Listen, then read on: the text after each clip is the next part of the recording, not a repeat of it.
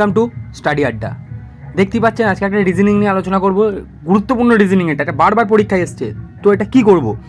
প্রথমে আমার মনে আসবে 5, তাহলে 5 আছে, 5 মানে কি 5 দুগুণে 10, তাহলে 16, 16 দুগুণে কী হবে 32 হবে। এটাই আমাদের মনে চলে আসবে যে হ্যাঁ 32 হবে, কিন্তু 32 দেখুন অপশানে নেই, তাহলে এটা কী হবে? 32 অপশানে নেই, তাহলে এটা কী হবে বলে দিচ্ছি কী হবে। দেখুন 5 স্কোয়ার করলে কী হয়? 5 স্কোয়ার করলে হয় 25। এই 25-এর মধ্যে কী আছে? 5 আর 2, তাহলে 5 × 2 = 10।